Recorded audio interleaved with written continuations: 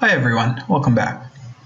So in this video, we're going to be talking about what a RESTful API is. So we always hear the term RESTful API. So we're going to be talking about what is a RESTful API before we build one. Again, this is not going to be comprehensive, since there are even books about what RESTful APIs should be, and we can't possibly cover everything in the scope of one course. But we will be talking about what really constitutes a RESTful API. What it basically is in this video. Okay, so let's get started. So to begin, just to give a definition, it's basically an architectural style. So architectural style of building APIs. So that's simply a definition, and you might not even, you're not sure what that really means. So let's break it down part by part. So what is an API? An API is basically code that allows you to take a request, and then this code takes the request, and then it does some process for you and prepares a response and returns this response to you. Now APIs are nothing fancy, right? Nothing new. You can think of a library, right? When you, for example, in Python, when you do import and then some library, right? Library as something. Well, let's say NumPy as NP, right? So we're importing NumPy here as NP. Now you can think of NumPy really as an API. NumPy offers you lots of functions, right? You have, np.array, and then you have, all these hundreds of functions. And you can think that NumPy takes in your request. Say you do np.array. So you're telling NumPy, hey, I want an array that does this function. And then NumPy does, under the hood, does some computation.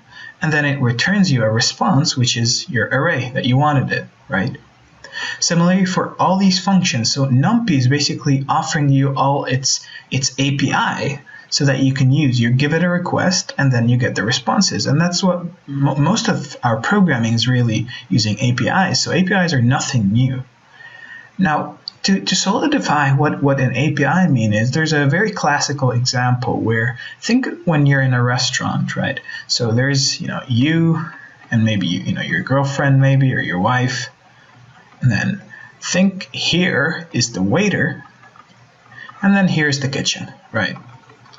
So in this context here, the waiter acts as an API. The waiter takes in your request. He says, okay, you want this chicken or vegetables or whatever, and then it takes that request and then sends it over to the kitchen where sometimes the waiter would cook, but that's not what happens, right? The kitchen is what cooks.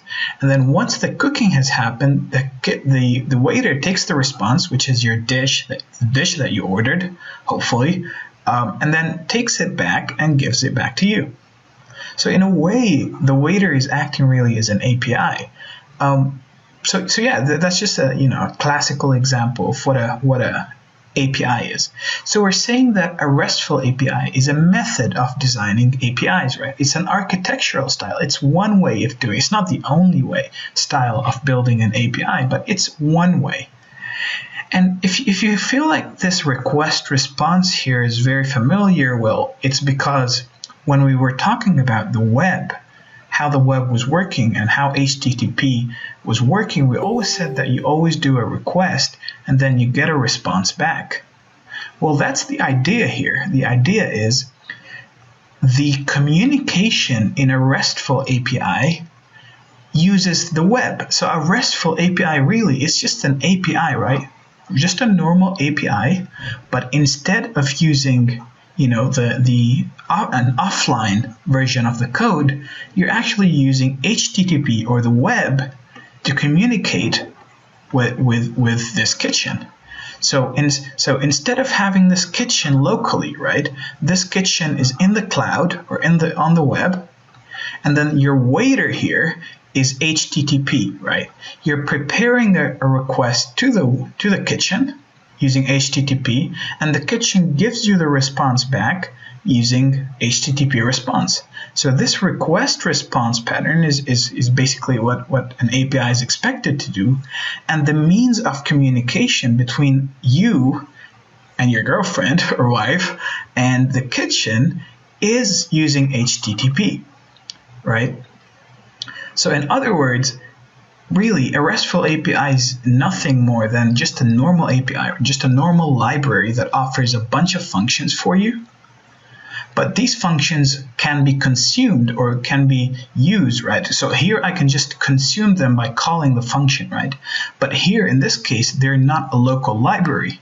In this case, what I do is I use HTTP over the web to send a response, to send a request to this API over the web, make the API do some stuff for me, and then get the response back to my web application, or get the response back in general.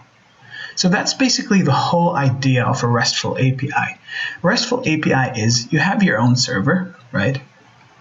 Let's say you're building a RESTful API. So you have your server, and then you open a few endpoints. So just like we did in previous videos, like /by, /add to nums, /... and so on. So you open a bunch of, endpoints on your server, and you say to the people, hey, these are my endpoints. This is my API here. So this is my API. All these functions you can use by just accessing this endpoint. So a user or a developer, most people who use APIs are really developers. So let's say you're making a mobile app, right? And then in the mobile app, you want to add, two numbers, right? You could just add, b equals a plus 1, right? It's simple to add. But let's say you're using like a really crappy programming language that doesn't support adding two numbers, right?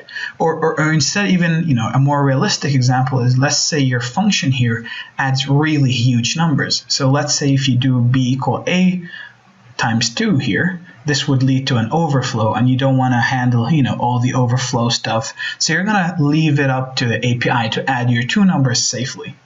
So what you do is, instead of doing b equals a dot times 2, what you do is you do a request to the endpoint at /add two numbers, and you send, a and a, right? Because 2a's, so b equals a times 2 is the same as b equal a plus a, right? So you send a twice, you post it to the API twice, and then the API adds it for you, no matter how big your numbers are, right? Because it handles it safely. And then once the API is done, it replies you the response, and then you just take the response and store it in B, whether it's a B or, just a string representation of B or whatever, right?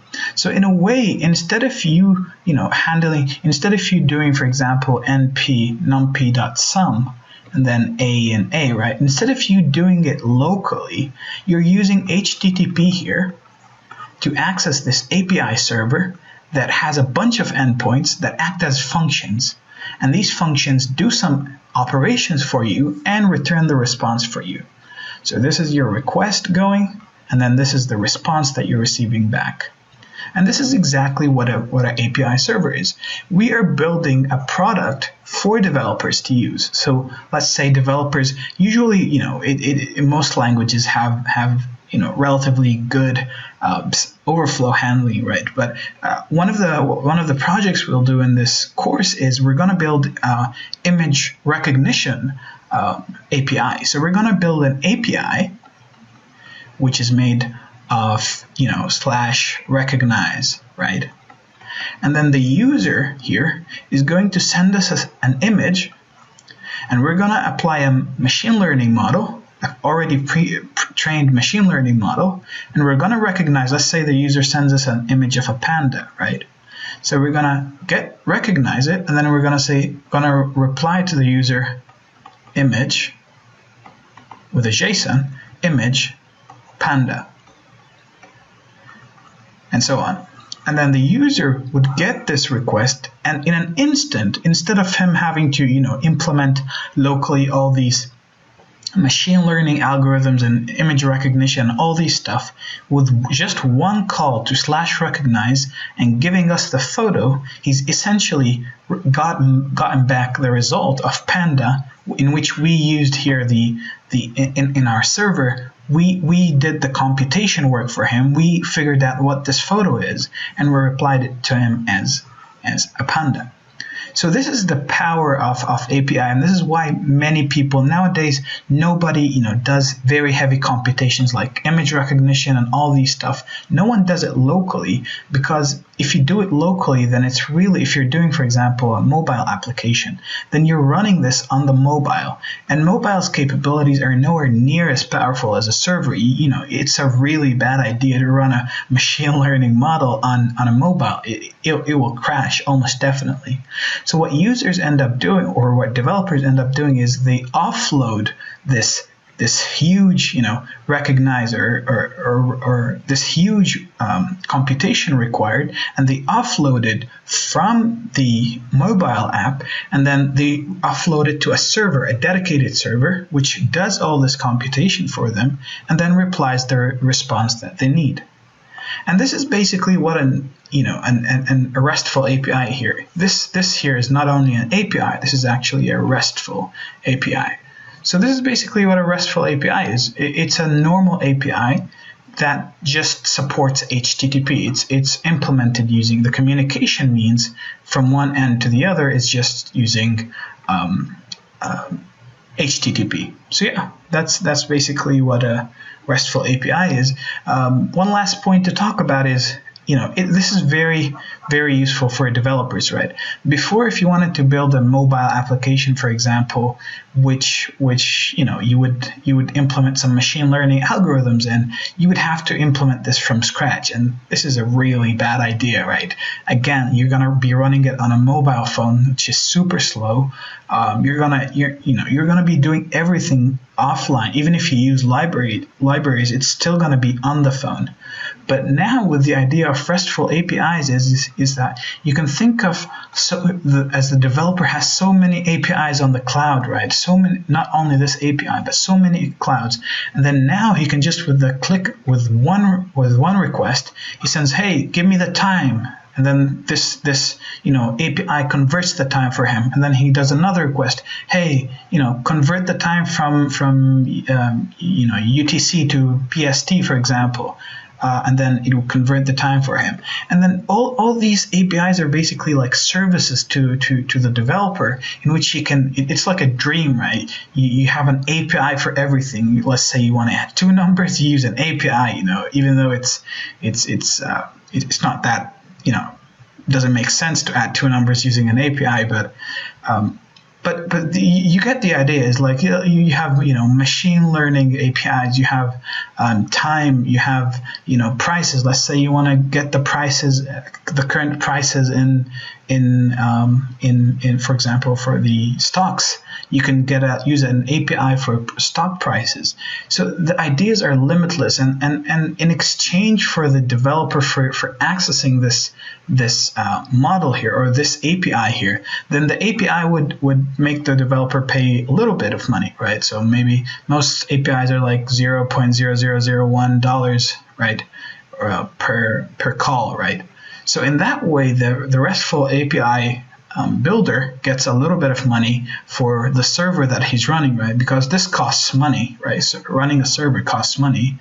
And in response, this developer can, code a super hard machine learning application in just a few hours using all these, by offloading all the heavy work or heavy lifting to these RESTful APIs.